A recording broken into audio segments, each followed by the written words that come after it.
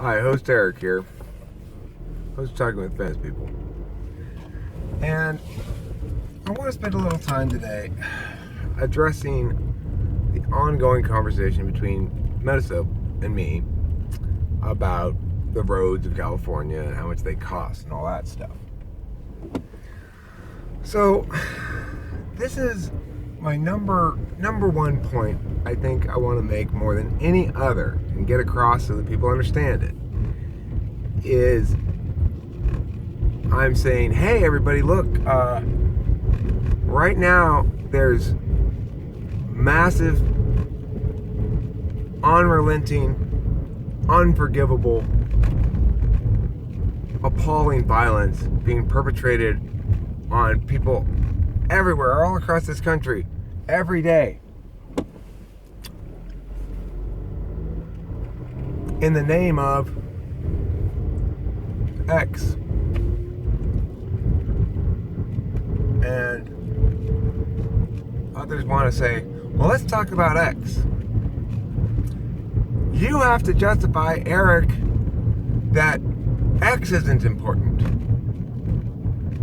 That X isn't that important.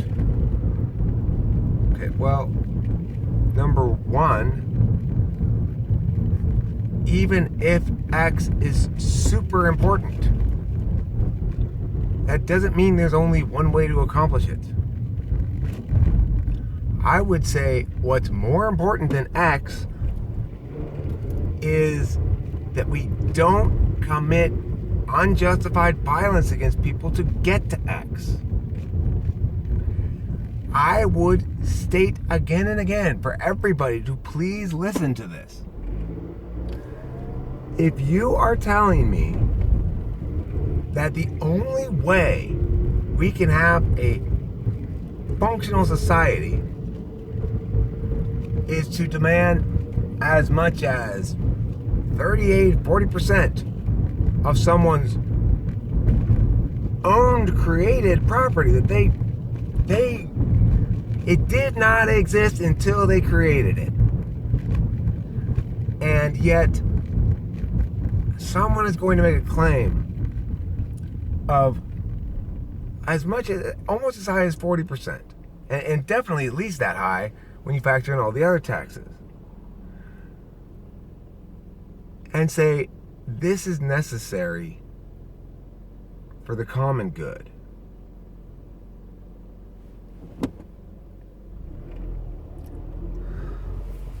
Everything works best when we trust individual agents to know best about what they ought to do with their time and resources.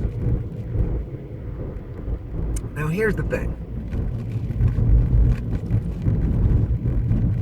People fixate so much on what it is the government is providing and what we would ever possibly do without it. Public schools. Well, we can't get rid of the public schools, Eric. That's completely insane. Where would all those children go to school? What would they all do? Okay, well, first of all, let's remember something. If we were to stop funding the public schools with taxpayer dollars, we would have instead $46 billion back in our pockets. Now, let's pretend we just wanted to take that money, split it evenly amongst all the Californians, give them each their chunk of that every year. 46 billion. How many people live in California? Let's say 46 million. So, I said $1,000 each. Okay? $1,000 each. Now, you're thinking, well, you can't educate your kid for $1,000. Really? Why not? I mean, internet has everything you need to know. And there are free online classes I'm sure you could take. You could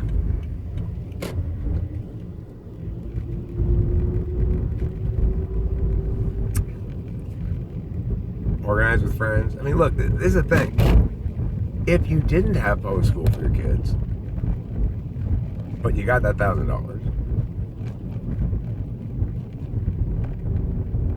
then, plus you get your cut of the lottery money. Sure. The lottery money that now goes to schools can go to back to the people. And the lottery money that now goes to whatever else it goes to can also go back to the people. We're going to defund that thing too, you know? The thing is, I want everyone to imagine when I talk about something, I'll cut you a check for this much money if we can get rid of this thing. Every year. A yearly check for this much. Now, let's say we go with Eric's plan. And we don't even change tax rates. We just say fuck it. Leave it exactly as it is. But let's get rid of Homeland Security. Cha-ching! Here you go. Everybody in the country gets a check for $700. Let's get rid of Medicare. Cha-ching! Here you go. Everybody gets a check for $5,000. Now, this is every year, right? Every single year. If we can cut these programs for real, right? Pretty soon you're looking at, oh my God, you mean every American would get a check for like $15,000 a year? If we just got rid of these useless things? Now, if they do serve a real purpose, I guarantee you the free market will provide a solution to that. Especially now that everyone's got 15 grand more a year to spend. Why, Jesus Christ, the economy sure is booming.